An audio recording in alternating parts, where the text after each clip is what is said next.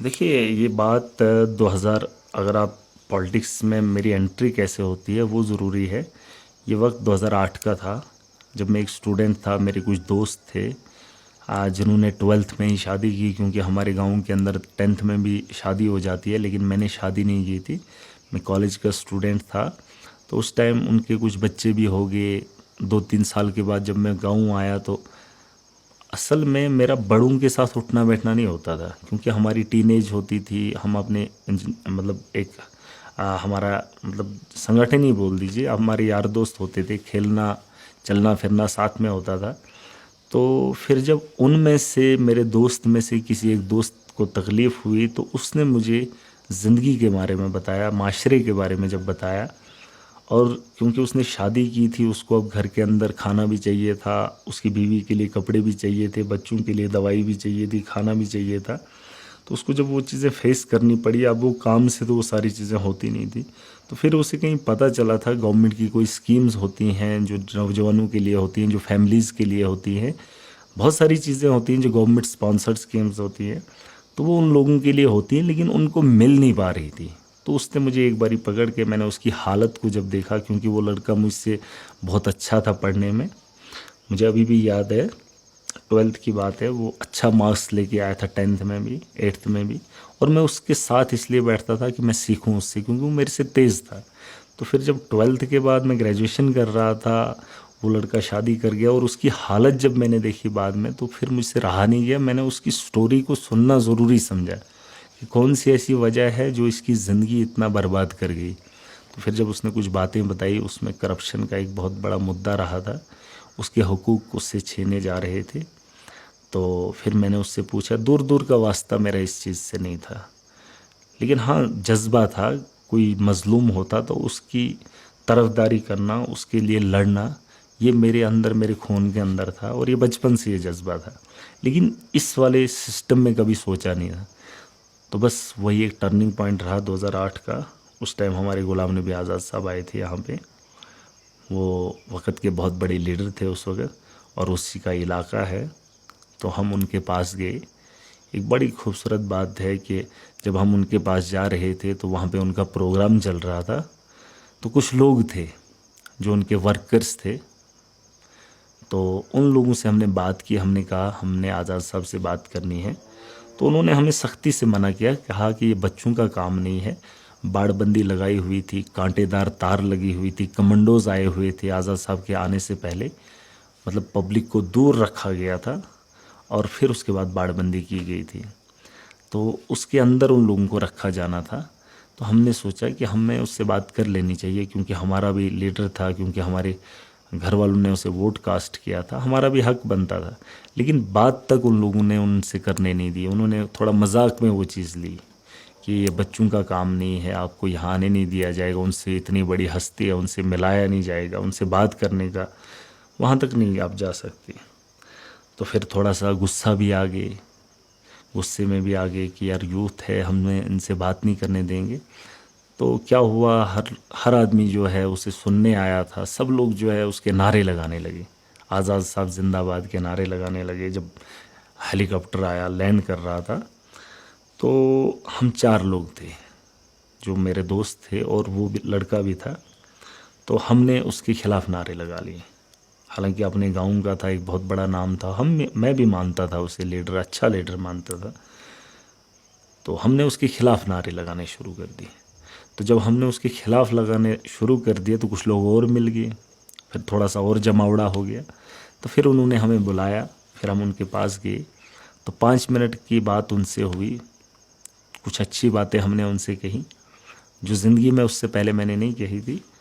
तो कुछ बातें कही थी, 5 मिनट का वक्त उनसे मिला था। उस दिन हमने, हमारे पहले आंसू जो है इंसानियत के लिए गिरे थे, मज़लूम के लिए। तो उन्होंने विश्वास दिलाया, जो भी आपने कहा हम वो करेंगे। फिर जब वो स्टेज पे चढ़े तो उन्होंने वही सवाल जो हमारे थे उनके जवाब दिए। तो फिर ज़िंदगी में मुझे सोचने का मौका मिला, और वो 5 मिनट का जो वक्त है वही मेरे पॉलिटिक्स में आने का वजह रही है। क्योंकि जो बातें मैंने उनसे कही थी उन पर अमल हुआ, तो मैंने बहुत सारे लोगों को जो है उन 5 मिनट में फ़ायदा दिलाने का काम किया। उसमें मनरेगा में उन्होंने कहा कि जो काम किया है या नहीं किया है, उसे आप पैसा दे दो सबको, जितने भी इलाके के अंदर लोग थे उसने यही बात बोल दी कि सबको दे दो, बिना जिसने किया जिसने नहीं किया सबको पैसा डाल दो।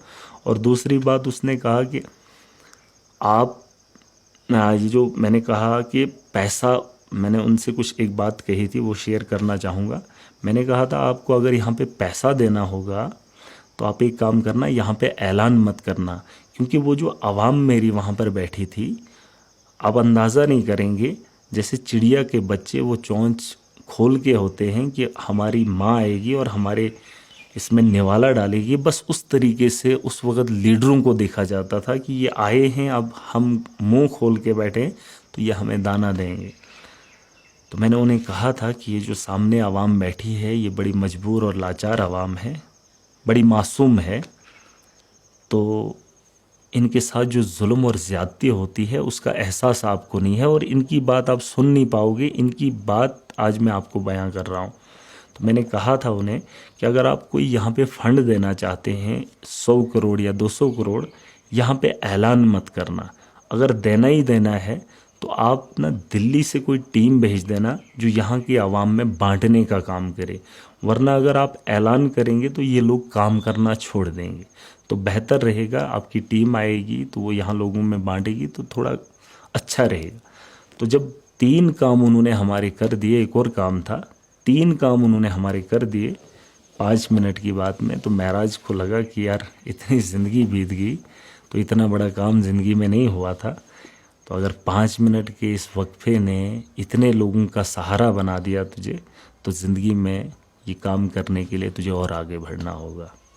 तो फिर उस दिन से हमने लगातार फिर मुड़ कर नहीं देखा, फिर सोसाइटी के लिए काम करने लगे। तो पार्टी के साथ नहीं जुड़ सकते थे, क्योंकि हमने देखा कि पॉलिटिकल पार्टीज जितनी भी थी वो भी गलत साबित हुए, आज़ाद साहब भी गलत साबित हुए, क्योंकि उन्होंने जब वादे किए मेरी मतलब वहाँ पर जो बोल थे उनके, वो बोल उनके गलत साबित हो गए। 15 दिन का वक्त दिया था, हम 2 महीने इंतज़ार किए, 2.5 महीने इंतज़ार किया, लेकिन जब वो काम नहीं हो पाए तो हमने बगावत कर दी, क्योंकि एक ही तो भरोसा था, उन्हीं पे भरोसा था। लेकिन वहाँ पे भी जब मायूसी हुई उसके बाद हमने बगावत कर दी। हम किसी पॉलिटिकल पार्टी के साथ नहीं जुड़े, ऑप्शन थे हमारे पास, हम कांग्रेस के साथ भी जा सकते थे, एनसी के साथ भी जा सकते थे, लेकिन मैंने कहा ना वो एक ऐसा सबक लिखना चाहता था, एक ऐसी तारीख लिखना चाहता था जो बदलाव हो। तो एक सोच को हम अलग से जन्म देना चाहते थे, एक ऐसी चिंगारी लगाना चाहते थे कि जिसकी लपेट में पूरा जम्मू कश्मीर आता है, एक अलग से एक नई आग लगाना चाहते थे, एक नई रोशनी दिखाना चाहते थे। तो बस फिर वो चढ़ गया, बस मन ने कहा कि हम कर सकते हैं और अकेले कर सकते हैं, तो चलते गए। बस वही 2-4 लोग थे अपने। तो 2008 से फिर लगातार हम आगे बढ़ते गए। तो एक ज़माना आ गया जब बहुत सारे लोगों ने कहा, गांव वालों ने कहा अकेले आप कुछ नहीं कर सकते हो, कुछ नहीं बनेगा। तो एक वक्त आ गया, मन नहीं करता था इन लोगों के साथ मिलने का, क्योंकि ईमानदार कोई नहीं दिखा। क्योंकि जो भी था, एनसी को भी मैंने बड़े करीब से देखा था, पीडीपी को देखा था, कांग्रेस को देखा, भाजपा को देखा, तो घुटन होती थी इनके नेताओं से, घुटन होती थी इनके चमचों से, जो इनके मतलब वर्कर्स होते हैं उनसे घुटन महसूस होती थी, और लोग भी तंग आए थे। तो हमने एक नया संगठन तैयार करने की कोशिश की थी, हमने एक विंग भी तैयार की थी, लेकिन वो उतना बढ़ नहीं पाए, क्योंकि वो जो मेरे साथ कैडर में थे लोग वो इतना टाइम नहीं दे पाने लगे। तो फिर मैं अकेला लड़ाई लड़ने लगा। फिर वही आज़ाद साहब, इनाग्रेशन हो रहा था 2000 शायद 12-13 की बात है। सुपर स्पेशलिटी हमारा यहाँ हॉस्पिटल है, जम्मू कश्मीर में बहुत बड़ा हॉस्पिटल है, तो उसका इनाग्रेशन हो रहा था। इत्फाकन हम भी गए थे। तो उन्होंने कहा था कि दिल्ली में कुछ लोग आए हैं, सबक तो हमें उन्हीं से मिला है, इशारे तो उन्हीं ने दिए थे। तो उन्होंने कहा कि दिल्ली से कुछ लोग आए हैं, दिल्ली में लोग आए हैं कुछ, तो वो बदलाव की उम्मीद रखते हैं, वो कह रहे हैं कि हम देश में ऐसा करेंगे, देश में वैसा करेंगे, दिल्ली को ऐसा करेंगे। हमने सुना और थोड़ा जहन तो गया उसकी ओर, लेकिन फिर उनके बारे में भी जानने की कोशिश की। जो आंदोलन था, आंदोलन में लोग थे, हम पढ़ने लगे, सुनने लगे, जैसे तैसे थोड़ा बहुत जानकारी मिलने लगी, लेकिन इंटरेस्ट नहीं बढ़ा। और एक वक्त आ गया जब अरविंद केजरीवाल जी सरकार छोड़ गए, क्योंकि बहुत पहले से जानते थे, सुनते थे, लेकिन जब उनने सरकार छोड़ दी, उस वक़्त में मेरा दिल कहने लगा कि आज तक अगर महराज अकेला खुद को महसूस कर रहा था, आज उसका साथी, उसका कोई दीवाना और भी है जो आवाम के लिए कुछ भी कर सकता है। तो हम यहाँ से उठ के फिर दिल्ली चले गए और फिर उनके साथ जुड़ गए। तो लगा कि देश में बदलाव यही ला सकते हैं, और ये 2013-14 की बात है। तो बस आगे चलते गए और एक वक्त आ गया, फिर भी लोग नहीं माने। जब हम दिल्ली से लौट के आए, हमने कुछ स्टेशनरी वहाँ से लाई, कुछ टोपियाँ लाई, कुछ पैम्पलेट्स लाए, खरीद के लाए। तो यहाँ लोगों में लेकर जाने लगे, वो पैम्पलेट्स बांटे, उनकी बात बताने लगे। जम्मू कश्मीर में अरविंद केजरीवाल जी को उस वक्त कोई नहीं जानता था। सुना था कि कोई है, बस कोई सरकार बना गया फिर टूट गई, जैसे और भी स्टेटों में होता है, बस लाइटली लेते थे, बस हो गया, बात ख़त्म हो गई। तो हम उसकी सोच को यहाँ आगे बढ़ाने लगे, और जो सोच हमने 2013 और 14 में दिल्ली से लाई थी, उस सोच पे आज भी कायम है। दिल्ली से एक हमने सफ़ेद चादर लाई थी और उस चादर को अपने बदन पे ओढ़ा था, और उस पर अभी तक हमने दाग लगने नहीं दिया, क्योंकि जो सोच उनकी थी वहाँ पे, उसी सोच के साथ अभी भी यहाँ पर कायम है। और जिस दिन ईमानदारी से हम हट जाएंगे, मुझे लगता है हमारा वजूद ख़त्म हो जाएगा। तो उसी के साथ चलते गए। पार्टी ने आज तक कोई भी फंड नहीं किया, लेकिन एक जज्बा होता है, पैशन था कि यार वो अगर दिल्ली के अंदर कर सकता है तो महराज मलिक जम्मू कश्मीर में फिर कौन करेगा। जब मैंने देखा दिल्ली तो बदल रहा था, वहाँ तो अरविंद केजरीवाल जी थे, उसके मतलब जो वर्कर्स थे, जो उनके साथी थे, वो तो दिल्ली के को बदलाव की ओर ले रहे थे। लेकिन अफसोस मुझे इस बात का था कि मेरे जम्मू कश्मीर में बदलाव की बात कौन करेगा। तो फिर उसका बेड़ा मैंने खुद उठाया। पार्टी ने यहाँ के लिए इंटरेस्ट नहीं दिखाया, क्योंकि वो दिल्ली पे फोकस थे। अब वो दिल्ली को बदलना चाहते थे, तो महराज का सपना अपने जम्मू कश्मीर का भी था कि मेरा जम्मू कश्मीर, उसके साथ साथ मेरे गाँव के हालात कैसे बदलेंगे, क्योंकि जब तक ना यहाँ पे भी पॉलिटिकल सिस्टम बदलता, तब तक यहाँ के हालात भी नहीं बदलते। तो वो लोग दिल्ली पे फोकस हुए, लेकिन उसी सोच के साथ हमने यहाँ पर चुनाव लड़ा, क्योंकि उम्र भी नहीं थी, उतना पैसा भी नहीं था, घर वाले सपोर्ट भी नहीं करते थे। तो हमने सोचा दिल्ली बदलाव की ओर जा रही है, अब वो वहाँ पर कितना टाइम लगाएंगे, उसके बाद हमारे जम्मू कश्मीर को देखेंगे। तो हमने सोचा कि नहीं, ये बेड़ा हमें खुद उठाना पड़ेगा। तो हमने एक कोशिश की, पहला चुनाव लड़ा, असेंबली का चुनाव था 2014 का। तो उस दिन भी एक आदमी ने कहा था उससे पहले कि चुनाव लड़ना मजाक नहीं है, चुनाव हारने के लिए आपको 1 करोड़ चाहिए, क्योंकि इलेक्शन वही लोग लड़ते हैं जिनके पास पैसा होता है।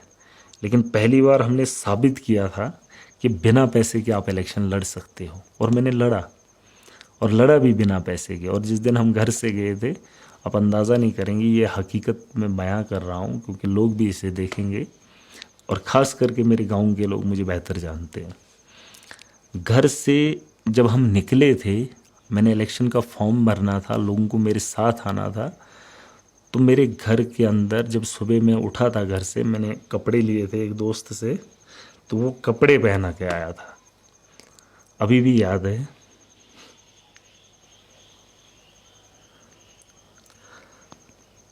घर के अंदर था।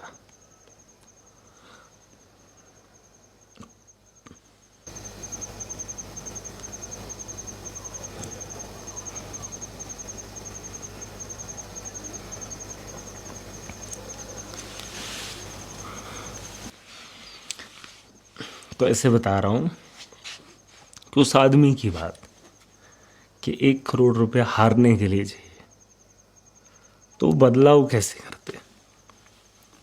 हमारे पास कुछ नहीं था, पापा से उम्मीदें थी।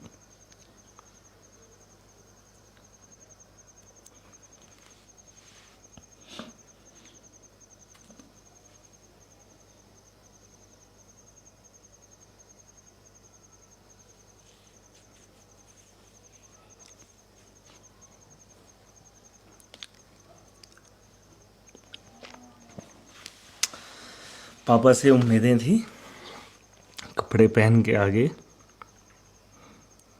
सुबह के 6 बजे थे, कहा कि हम जाएंगे अब उम्मीद तो बाप से ही थी, उन्होंने मना कर दिया। गाड़ियाँ गांव में लगी थी।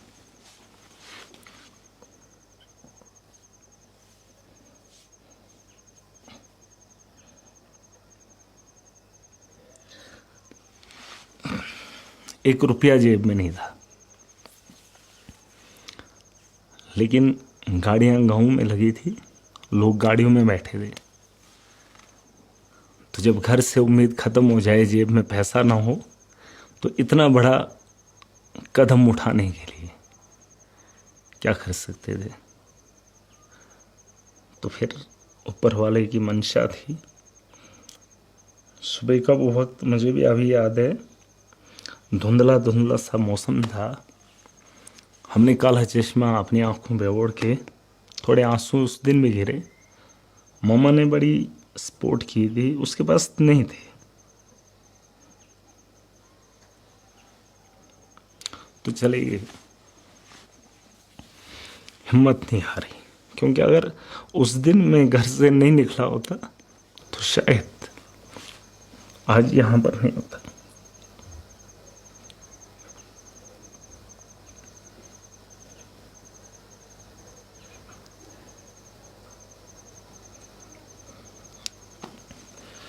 शायद आज यहाँ पर नहीं होता।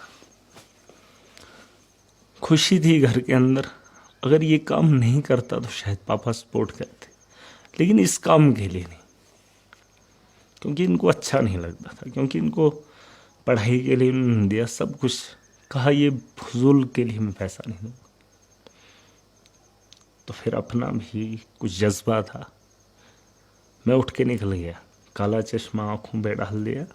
और गांव में जो लोग थे उन्हें ये नहीं कहा कि मेरे पास कुछ नहीं है, फिर निकल पड़ा। उस दिन शायद कहीं सभा में जाना था, तो फिर वहाँ पर चले गए। कुछ दोस्त थे अपने, बस उनसे मैंने बात कही, ऐसे ऐसे मामला है। क्योंकि वो उस दिन सियासत वैसी नहीं होती, क्योंकि पॉलिटिक्स में वही लोग जाते जो उन लोगों को पैसा देते, गाड़ी वाले को, लोगों को। तो हमारा कुछ नया ही काम था। लेकिन उसके बाद जब लोग चलना शुरू हो गए, तो बस फिर मुड़ के नहीं देखा। किसी से मांग के लिए, किसी यार दोस्त थे कुछ अपने, उन्होंने किया। उसके बाद लगातार फिर इस काम को नहीं छोड़ा। कमाने की ख्वाहिश नहीं पड़ी कभी, क्योंकि अगर मैं कमाने में लग जाता तो काम छूट जाता। अभी मैं पैसा कमाने के चक्कर में पड़ जाता तो लोगों के काम कौन करता, क्योंकि काम करता, पैसा कमाता, फिर एक उम्र गुजर जाती।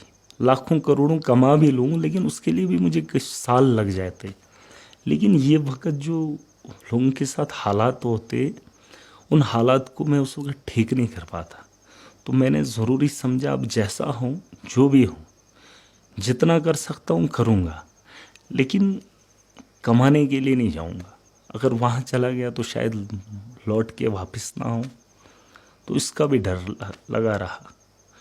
तो फिर कभी ख्वाहिश नहीं हुई काम करूं, पैसा कमाऊं, उसके बाद पॉलिटिक्स करूं। जितना था उतने में ही शुरू कर दिया, क्योंकि ऊपर वाले की भी मर्जी थी। तो एक वक्त चलता गया सिलसिला, लोग ताने देते रहे कि सियासत के अंदर ईमानदारी नहीं होती है, आप गलत ट्रैक पे जा रहे हो। बड़े बड़े अच्छे अच्छे लोग, लेकिन जिसने बनाया था उसे पता था। और मेरे गांव के लोग मुझे बड़े अच्छे से जानते हैं, अभी भी जानते हैं, जानते थे पर मानते नहीं थे, क्योंकि उन्होंने वो सियासत नहीं देखी थी कि ईमानदारी वाली सियासत, कि लोगों के लिए कोई काम करे, या लोगों के लिए कोई लड़े, या लोगों के लिए कोई जिए और मरे भी। वो चीज़ जिनके जहन में कभी नहीं होती थी, मानते नहीं थे। लेकिन एक वक्त आ गया, डीडीसी के इलेक्शन हो गए, क्योंकि हमारा सपना तो अलग है। अब घर के अलग हैं, गांव में रहने वाले हैं, तो बड़े सपने नहीं रख सकते हैं, क्योंकि ये भी एक फैक्टर रहता है, क्योंकि जो गरीब है वो बड़े ख्वाब नहीं देख सकता। लेकिन हमारा सपना बहुत था कि हम ज़िंदगी में बहुत कुछ करेंगे, क्योंकि जब हम किताबों को पढ़ते थे उन लोगों के बारे में जानते नहीं थे। बस वो चीज़ें मुझे याद आती थी कि अगर वो लोग कर गए तो हम भी कुछ करके जाएंगे। तो हारा नहीं मैं, लगातार करता गया, लोग बातें करते रहे, हम चलते गए और सहते भी गए, कईयों के साथ लड़ते भी रहे। जो समझना नहीं चाहता था उसको ज़बरदस्ती भी समझाने लगे। एक वक्त आ गया 2020 का, हमने भी ज़िंदगी में नहीं सोचा था कि ये लोग इतना जल्दी समझ जाएंगे। जल्दी भी नहीं थी, अब इतने साल बीत गए थे, एक ही बात रोज़ रोज़ रगड़ रगड़ के बोलते थे, एक ही बात ज़ुबान से निकलती थी और सुबह से शाम तक यही काम रहता था। लोग भी तंग आ गए थे, यार महाराज आप ये क्यों कर रहे हो, क्यों हमारा मतलब ये टाइम वेस्ट कर रहे हो, हमसे ऐसी ऐसी बातें कर रहे हो जो होना ही नहीं है, जो नामुमकिन था लोगों के लिए, क्योंकि ख़ानदान भी वैसा नहीं था। लेकिन फिर ऊपर वाले ने वो बात सुन ली और लोगों के दिलों में वो बात उतार दी। फिर जब इलेक्शन में हम फिर से खड़े हो गए तो अकेले थे। एक वो वक्त था जब 2014 का था, तब भी घर से निकलते वक्त कुछ नहीं था, और जिस टाइम 2020 में हम घर से निकले थे उस दिन भी कुछ नहीं था। और इत्फाक इस बात का है, उस दिन भी अकेले थे, और जिस दिन हम 20 में यहाँ से गए उस दिन घर में कोई नहीं था, क्योंकि मम्मी पापा जम्मू में थे, हम और मेरी मिसेज़ यहाँ पर थी। अब मैंने उनको कहा मैंने इलेक्शन लड़ना है, उन्होंने ना हाँ की ना की, उनको तो पता भी नहीं था। तो मम्मी पापा थे नहीं, ये खुशकिस्मती भी थी मेरी, क्योंकि अगर वो होते तो उनने शायद और कुछ बहाना कर देना था। अभी डेट डिक्लेयर नहीं हुई थी इलेक्शन कब होंगे, तो मैं उठ के निकल गया। अभी इलेक्शन का कोई ऐसा माहौल नहीं था कि कौन लड़ेगा, कहाँ क्या करना है, खाली कॉन्स्टिट्यूंसी उन्होंने बताया था, फलानी कॉन्स्टिट्यूंसी है, ये ऐसे ऐसे इतनी 14 कॉन्स्टिट्यूंसी बनी। तो अभी माहौल कहीं नहीं था जम्मू कश्मीर के अंदर, तो अकेला घर से निकल गया।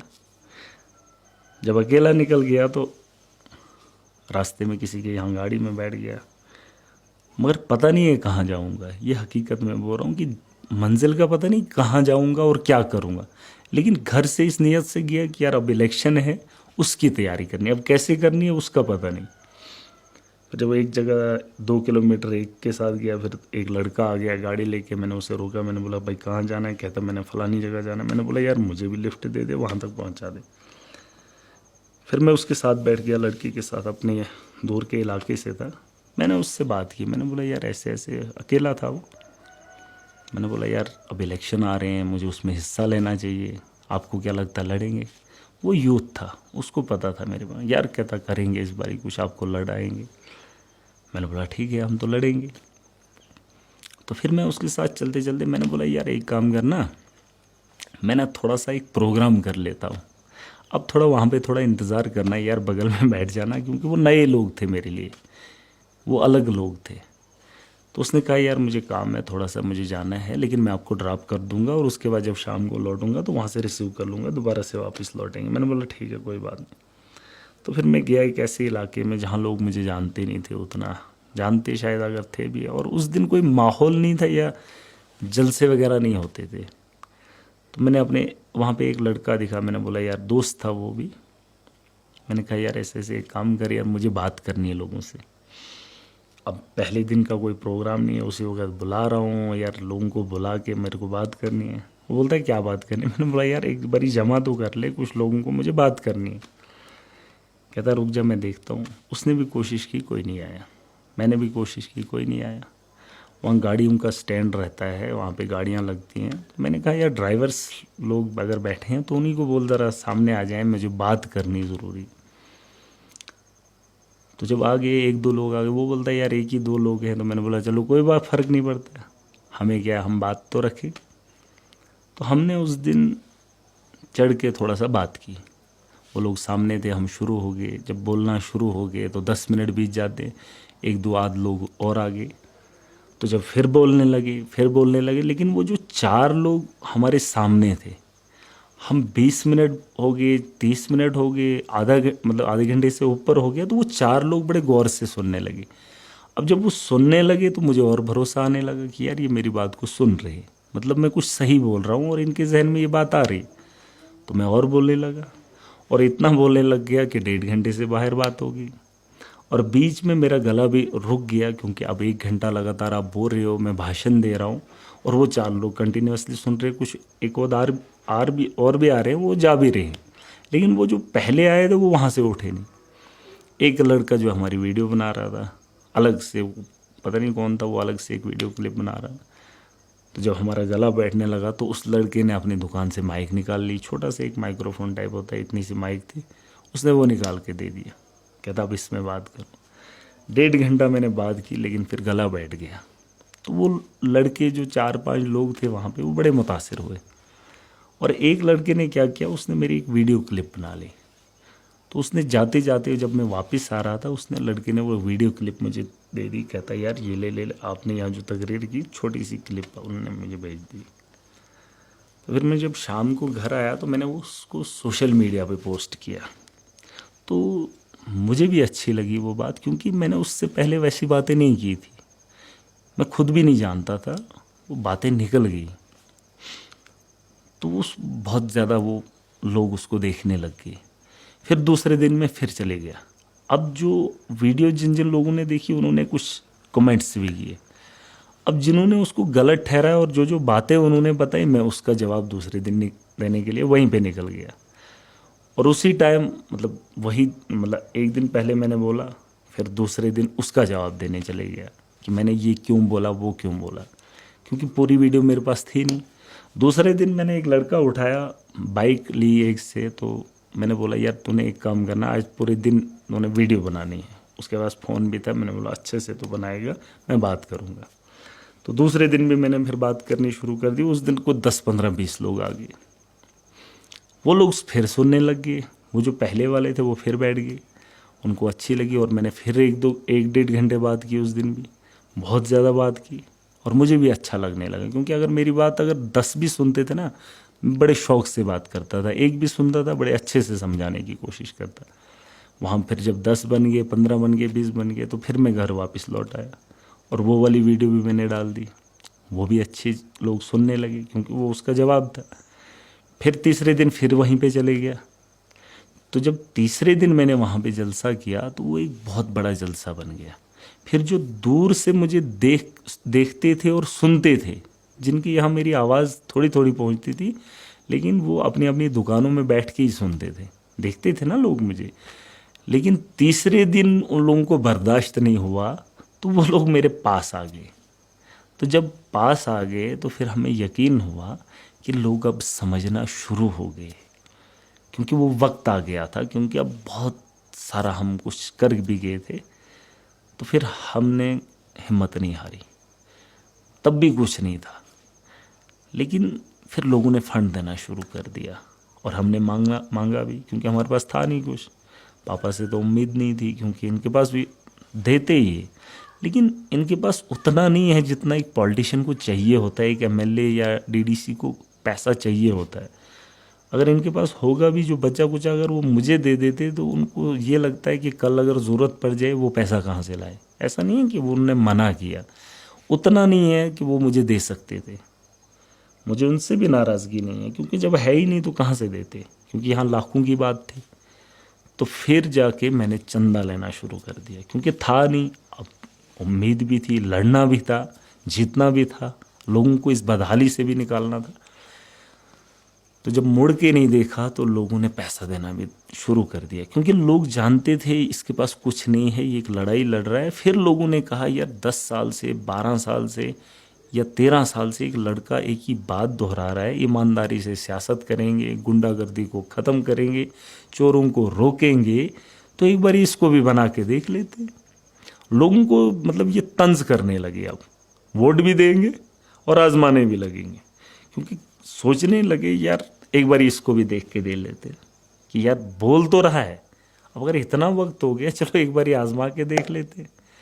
तंज करने लगे और पैसा भी देने लगे, और अब इनका भी मन ये कहने लगा यार क्या पता, हो सकता है मैं भी मत कर ले ऐसा कुछ।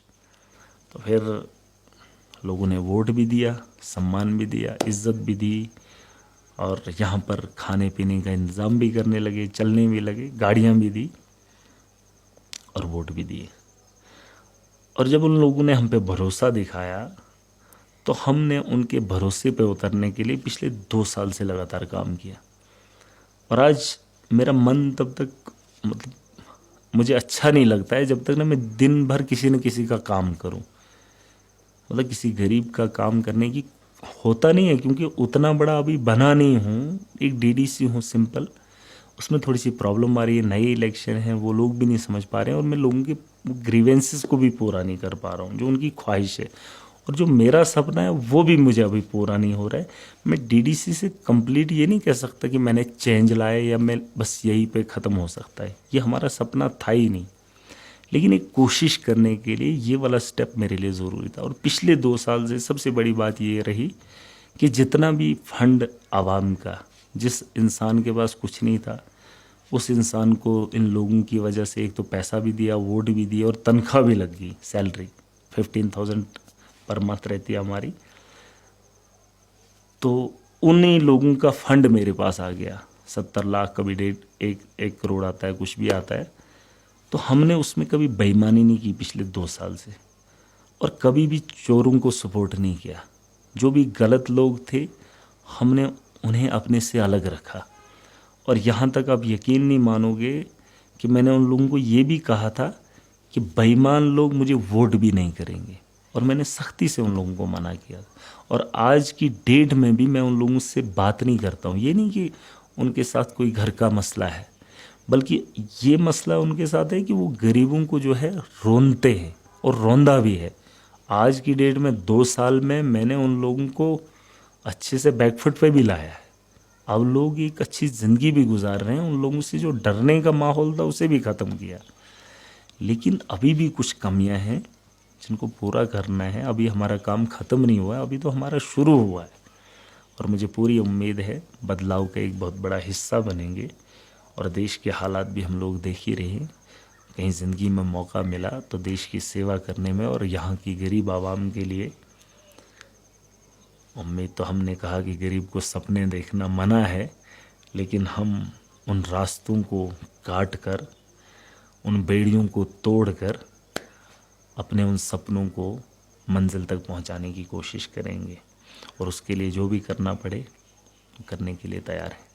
बस एक सफ़र है, चल रहा है, अच्छा है, ज़िंदगी में मज़ा आ रहा है, और कभी थका हुआ महसूस नहीं कर रहा हूँ। और सबसे बड़ी बात यह है कि जो मेरा एक मानना है कि जब आप, मैं अगर इस वक्त इस उम्र में हूँ, तो जब मैं 20 साल पहले चला जाता हूँ या 15 साल पहले चला जाता हूँ, तो एक ज़माना आता है। जैसे मैंने कहा कि इलेक्शन में 2014 में मेरे पास कुछ नहीं था, तो घर से नहीं निकला होता।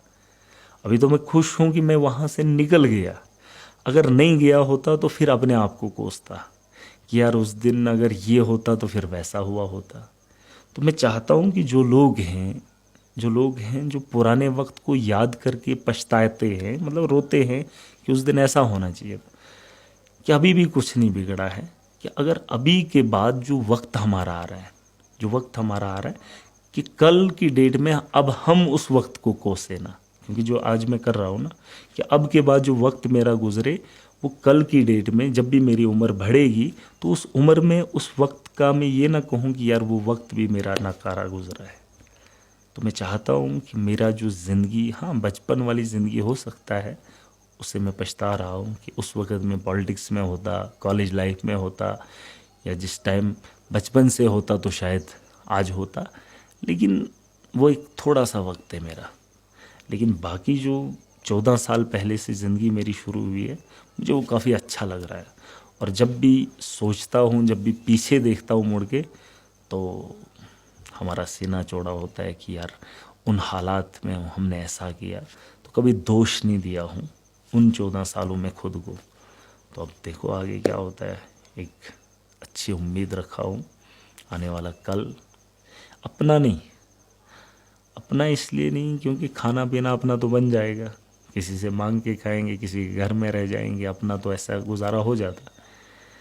लेकिन ये है कि क्या करेंगे हम ऐसी ज़िंदगी जीकर। दुनिया में हर कोई तो इसीलिए आ रहा है। मेजॉरिटी जो आवाम की है, जो लोगों की है, वो तो यही है, कमाएंगे, खाएंगे, घर बनाएंगे, घर बसाएंगे। कोई ऐसा बाप मुझे नहीं मिला जिसने औलाद को इसलिए पढ़ाया हो कि मेरा बेटा पढ़ लिख कर आवाम की खिदमत करे। कोई लड़का ऐसा नहीं मिला जो पढ़े लिखे बढ़े और अपनी ज़िंदगी जो है लोगों के लिए करे। बस मैं चाहता हूँ कि इंसान जो है इंसानियत को समझे, और जो कल है वो किसी का नहीं है, दुनिया किसी की नहीं है। बस दुनिया में जो जो लोग छोड़ के, वैसे तो लाखों करोड़ों लोग मर भी गए हैं, लेकिन कुछ ऐसे लोग हैं जिन्हें आज भी जिंदा देखा जाता है।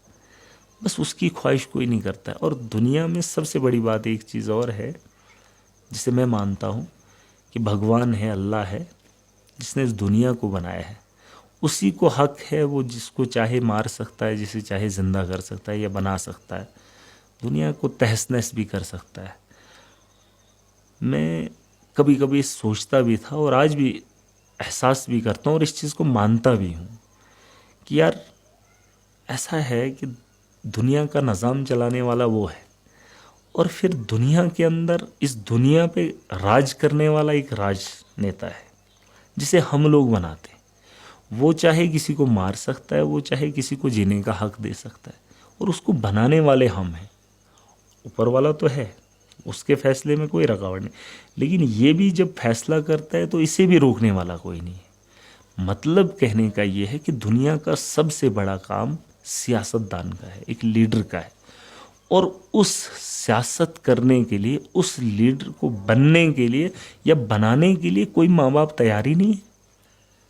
डॉक्टर बनते हुए अपने बच्चे को देखना चाहते हैं, वकील बनते हुए देखना चाहते हैं, टीचर बनते हुए देखना चाहते हैं, लेकिन एक माँ बाप अपने बच्चे को कभी भी दुनिया का सबसे बड़ा आदमी बनते हुए नहीं देखना चाहता।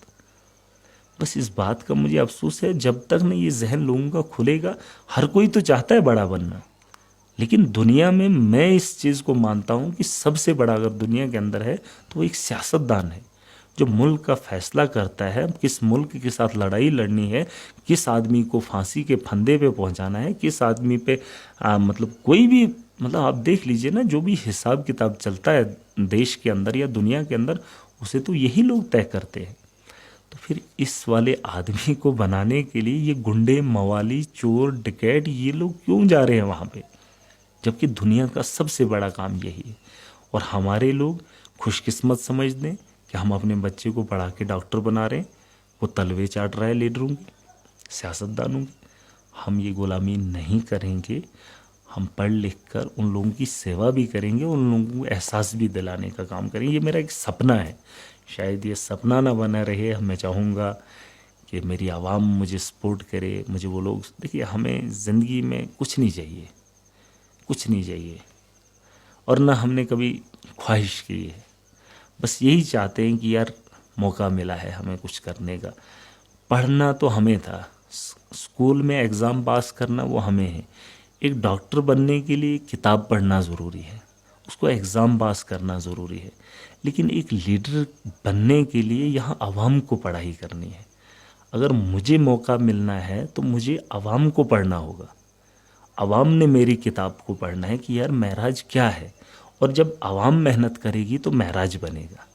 मैं इसलिए ये सब चीज़ें कर रहा हूँ, मुझे लोगों की ज़रूरत है, और डॉक्टर को बनने के लिए उसको किताब को पढ़ना ज़रूरी है। अगर वो किताब को अच्छे से पढ़ गया तो डॉक्टर बन गया। अगर पॉलिटिशियन बनना है तो आवाम को मुझे पढ़ना होगा, और जिस दिन आवाम मुझे अच्छे से पढ़ जाएगी उस दिन हमारा सपना और उन गरीबों का सपना पूरा होते हुए कोई नहीं रोक सकता है। बस ये छोटी सी एक बात है, इस बात को समझाना हमारा फ़र्ज़ बनता है। क्योंकि अगर ऐसा नहीं कि हम कमा नहीं सकते हैं, लोगों को शौक़ होगा कि यार महराज के पास कुछ नहीं इसलिए सियासत कर रहा है। मैं इसलिए नहीं कर रहा हूँ। अगर मैं कमाने के लिए लग जाऊँ ना, कमाने में लग जाऊँ तो लाखों करोड़ों कमा सकता हूँ, क्योंकि हर इंसान मेहनत करता है, मजदूरी करता है तो पैसा तो कमाता है। लेकिन फिर ये वाला काम कौन करेगा? जैसे मैंने कहा कि अगर पैसा कमाने लग गया तो जब कमा कर आऊँगा तब उम्र नहीं होगी काम करने की, तब मैं उन लोगों को इंसाफ नहीं दे सकता हूँ, या उतना पैसा जमा करके उन लोगों के आशियाना या उन लोगों की जो ज़िंदगी है वो बेहतर नहीं कर सकता हूँ। तो इसलिए आज मेरी ज़िंदगी है, आज जवानी में हूँ, दुनिया का हर काम जवान करता है, तो सियासत मुझे नहीं और किसे करनी चाहिए। 60 साल के बाद, रिटायर के बाद ये लोग देश को चलाएंगे। 15 साल गरीब का लड़का जिसकी उम्र 15 साल है, जहां वो माँ बाप के पास होना चाहिए था, उसे देश के बॉर्डर पे, चाइना के बॉर्डर पे, पाकिस्तान के बॉर्डर पे रखना पसंद करते हैं। तो इन चीज़ों को समझना होगा। हाँ, देश की रक्षा करना भी हम जवानों का फ़र्ज़ है, लेकिन देश को चलाने के लिए भी उम्र होनी चाहिए। अगर उम्र 60 आ गई तो देश के हालात ऐसे होंगे। जब मैं देखता हूँ, शाम को टीवी खोलता हूँ तो खून खोलता है। आप देखो इस वक्त हमारा देश क्या दिखाता है, हमारे चैनल्स क्या दिखाते कि देश के अंदर फलानी जगह आज दंगा हो गया, आज फलाने ने फलाने धर्म के खिलाफ बोल दिया, बस उस पर डिबेट हो रही। और बाकी जो देश तरक्की कर रहे हैं वो देखो ना, वो कौन सी डिबेट कर रहे हैं। हम अगर आपस में घर के अंदर लड़ाई लड़ते रहेंगे तो यकीनन हालात तीसरे आलमगीर जंग होना तय है। ये झूठ नहीं है। जिन लोगों ने मिसाइल बनाए हैं, जिन लोगों ने बड़े बड़े हथियार बनाए हैं, बड़े बड़े जहाज़ बनाए हैं, सिर्फ इसलिए कि जंग के में बमबारी करने के काम आएंगे, आपको क्या लगता है जो सबसे ज़्यादा पैसा अपना बजट हथियारों पे लगा रहे हैं, क्या ये जंग नहीं होगी?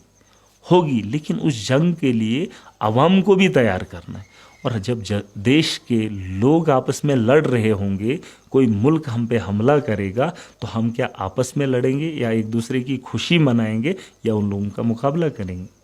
तो देश ऐसे नहीं बढ़ेगा, क्योंकि जब तक ऐसे नेता, गुंडे, मवाली और ये करप्ट लोग इस देश को चलाने में लगे रहेंगे, तब तक ना ही एक यहाँ का आम आदमी सुरक्षित रहेगा और ना ही यहाँ की नस्लें, ये देश भी बर्बादी की ओर जाएगा।